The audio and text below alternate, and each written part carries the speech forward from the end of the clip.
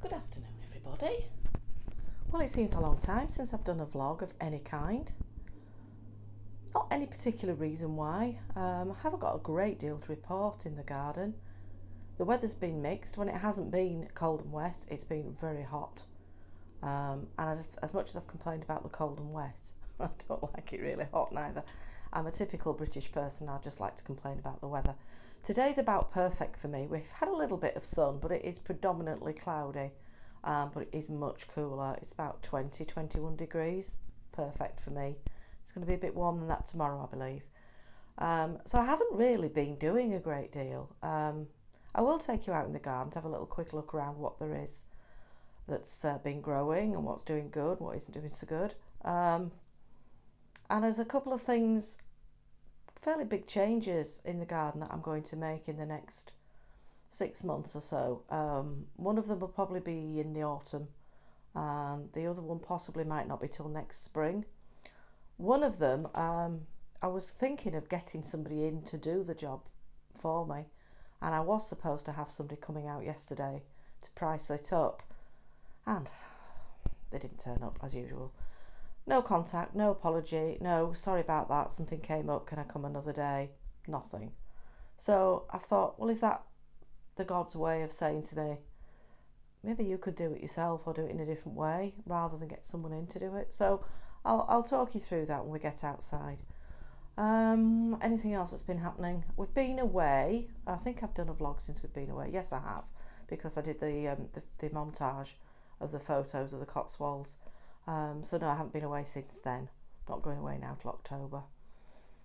So yeah, things have just been a bit same old, same old. Been a bit down actually. My mental health has been I've been a bit anxious about things, a bit worked up about things. I've been through my YouTube, my Facebook, my Instagram, and I've done a bit of a cull, to be quite honest, of some people I've been following and some YouTubers I've been following, simply because nothing wrong with their content, and I've just found it's not doing my anxiety any good, listening to all the doom mongers, and because it's a horrible world we're living in at the moment.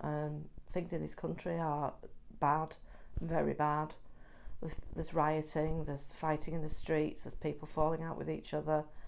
There's horrible things being brought in by the new government that they're going to do, and people are fed up with it all, which, rightly so. I don't think you should become violent though as a result, personally, but sometimes you do have to stand up and be countered. And I've been watching a lot of these things and I'm thinking, depends on my mood. Some days I think you should stand up and be countered, and you shouldn't be scared to say what you think. And if everybody just says, oh well, there's nothing I can do because who am I, I'm just a nobody, nothing will change, and they'll just walk all over us and horrible things will happen. That's that famous saying, isn't it? For evil to flourish, it just takes one man to do nothing. And on a good day, I think, no, you should stand up and say what you think. I mean, I will always. I'm from Yorkshire. I do say what I think. And I will, if somebody came out, I wouldn't volunteer necessarily my beliefs on any given subject. But if a subject came up in company and somebody said, what do you think about so-and-so? I would say what I thought. And if they don't like it, that's fine. Cancel me, name call me, I'm not bothered. Just names, just words, doesn't mean anything. But I don't know if I have the strength to do anything, to stand up and make a difference. I don't think I'm important enough to make a difference. It's very difficult, isn't it, to know what to do. So I've sort of taken a step back, and I was even considering coming off YouTube and stopping doing these. And then I thought, no, because it's one of the few things that I enjoy doing and gives me pleasure. And I think that's what we have to do in these horrible times. I think we have to be a little bit selfish maybe and think, well, what gives you pleasure? What makes you feel better? And if it's coming on here very sporadically, I admit, it's not a regular thing I do, and doing a little vlog and talking to yourself and showing pictures and videos of your garden and your plants, then fine, go for it. So that's what I'm doing. I'm concentrating on doing the garden, going for my walks every day. I mean, last few weeks I've been going out by 6:15, 6:30 in the morning for a walk, mainly because it's been so warm during the day that by 9:30, 10 o'clock it's far too warm. I don't want to go out in that. So I've been going out really early. Tomorrow I'm going to go out later, simply because I need to go into town and I need to do a few things, go into shops and the library and things that won't be open at 6:30 in the morning. So I shall be doing that tomorrow. That's the other thing I find getting a lot of pleasure out of doing. I've been reading. I've always been an avid reader. I follow a few booktubers here on YouTube. I've even thought, should I do some book-related vlogs? Often you find people who are interested in gardening and gardens also like reading or crafting, and I'm not a crafter. My sister's a crafter, my daughter's a crafter, but I can knit just about, and my daughter did show me how to crochet, but I've forgotten. I've done quite a bit of cross stitch in my time, but it's these things let me down now. My eyesight. I have got a magnifier and a light and everything you need to make it better, but I sit there, struggle so much that I put about half a dozen stitches in and then I think, it's giving me a backache, it's giving me a headache, so I'll stop doing it.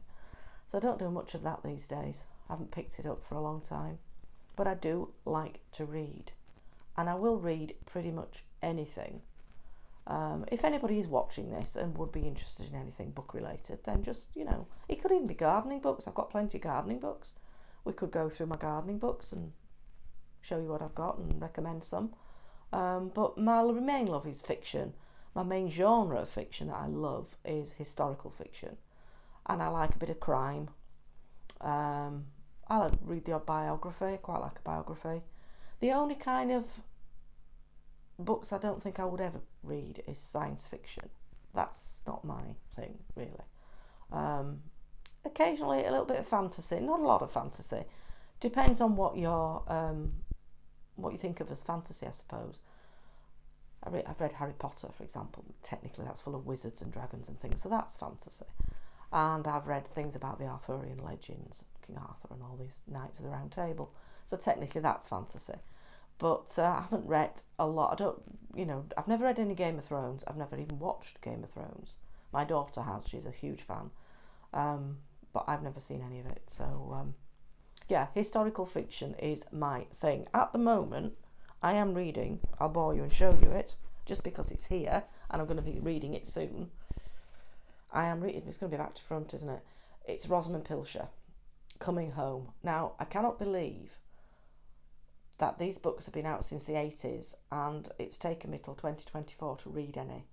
I'm ashamed to say, as someone who used to work at a library and I've seen her books on the shelves for many, many years, I have never, ever read one. Until a few months ago when I read The Shell Seekers, that's the famous one. And that was because it was recommended. I follow Miranda Mills on her booktube. And she's brilliant, and I get a lot of recommendations from her. That's why I've got such a big TBR pile, because I watch her and she'll recommend them, and I think, oh yes, I'll order that one, I'll get that. And so I read The Shell Seekers, and I loved it. It was brilliant, really nice. If you like Cornwall, I am a bit of a stickler for. I do prefer my books, especially history. I like them to be set in the UK. It's not for any xenophobic reasons, or I just do, and because I know a bit more about my history rather than other history. I have read a few at the various European courts in the past, history books. But I like these because this is Cornwall, and Cornwall is a beautiful place. So I read that and thoroughly enjoyed it. And then I watched the film. I managed to find it on, was it Amazon Prime TV, something like that? I'm not sure. I don't watch TV really. And it had a really good cast. It was Angela Lansbury was playing the main character. And it was awful. It wasn't. The ending was different. I won't say what the ending is in the book. I won't give it away. But the film had a different ending. They changed so much in the book. That no, I didn't like it at all. So put me off. But yeah, historical fiction. If you want any recommendations of historical fiction to read, I'm your girl. I know a lot of historical fiction authors. Jean Plaidy was the one who got me into reading historical fiction when I would be about 11, 12, something like that. I used to call at the library nearly every day because I happened to walk past it on my way home from school. And I used to bob in nearly every day, and she was on the shelf in the library, and I started reading them. And then I read nearly everything she wrote. I've not read much. She had 2 pseudonyms as well. Philippa Carr, Victoria Holt. I never read any of those. Don't know why, but I just loved Jean Plaidy, and that set me off, and I've since gone through so many others. My main favourites probably at the moment are C.J. Sansom, if you've never read any. Fabulous. There was a recent, the first book was dramatised on TV in the UK recently, and they did a really good job of it, I thought. Very sad he died actually not long ago. And another author I absolutely love is Sharon Penman, who also unfortunately passed away a couple of years ago. Her books are amazing if you like your history. The big, thick books. But Sharon Penman, brilliant. Her book about Richard III, The Sun in Splendour, is probably my most favourite books of all time. I love it. Read it about 3 times. Got 2 copies. Don't know why. That's how much I love it. I've got 2 copies. And I'll never get rid of that. And it's probably due for a reread fairly soon. Anyway, I'm wobbling on because it's 11 minutes. And if I'm going to add some footage from outside, I better go because I'm struggling to upload long videos. I don't have enough memory. So I have to keep them under about 15 minutes ideally, or 20 minutes. So I'll have a quick walk outside and I'll get back to you. Okay.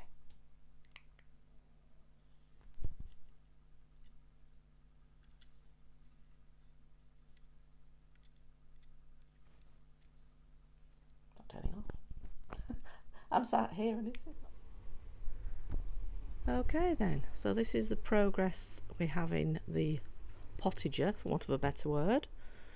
We have had quite a lot of peas and strawberries. Sweet peas are just about finished, and I've had 5-6 lots from there, so they've not done bad considering we've had a very, very poor summer. The beans, well, they're all at the top. I don't know why. There aren't any flowers at halfway down, or yeah, they're all at the top. Potatoes, we've had lots and lots and lots, as always. I always think potatoes are pretty foolproof, really. You can't go wrong with the potatoes. They always do well. Sprouts are coming on really well.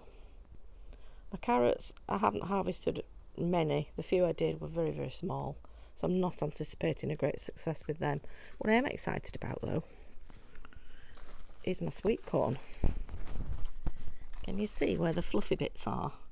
That's the cob. So I've got a cob on each of my sweet corn plants.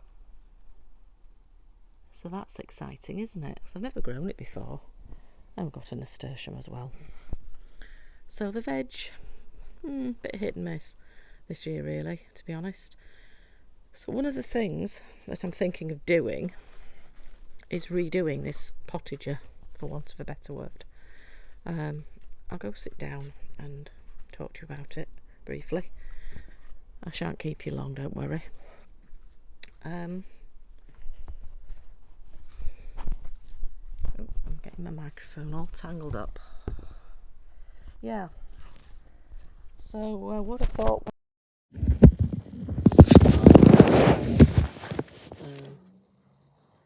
Nothing's going to work though, do you? If I turn that screen round now, you're not going to see me.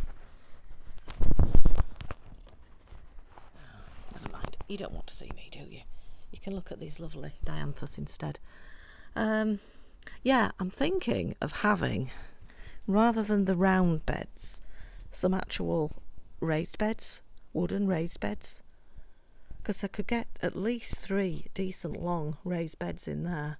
It isn't perfectly rectangular. It may look as if it is, but it isn't. The space isn't completely rectangular. It goes in at an angle,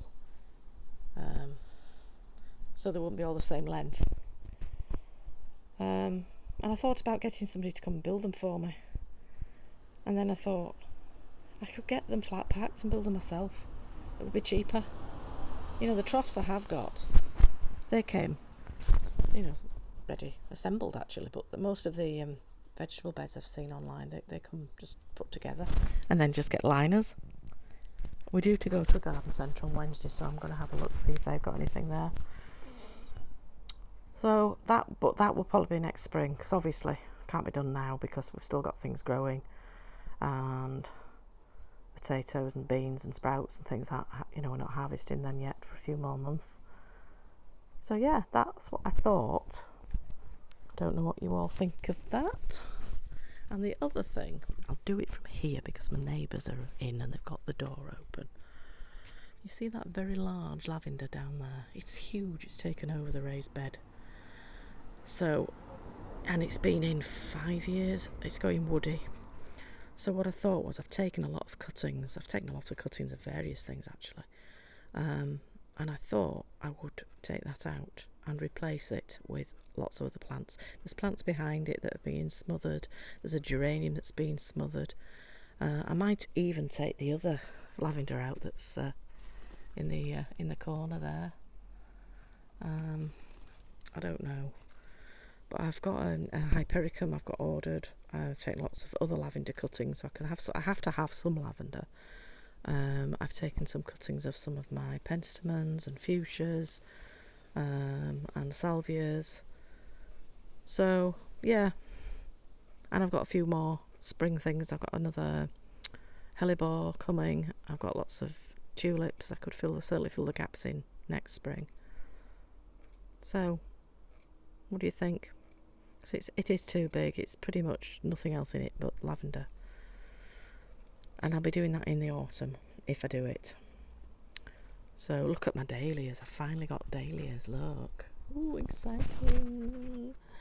I've got some lovely red and white fabukis, and I've got a really lovely, like a claret and cream one. I think it's called creme de cognac. So you've got the creme on the outside and the cognac in the middle. I'll do another little outdoor vlog, little tour of the garden, perhaps next week if it's nice, when my neighbours are at work. These are my daughter's beans. They've done better than mine. She was over here last week. She's on holiday at the moment, and she picked some. And yeah, they had enough for a couple of meals, and she's got a few more to come. But I stuck to my promise, and I said they could be her beans and she could take them, and she did. So that's it from me for now, because this is at least 20 minutes long. So I better get off and see if I can upload this, and I'll speak to you again in a few days. Okay, bye.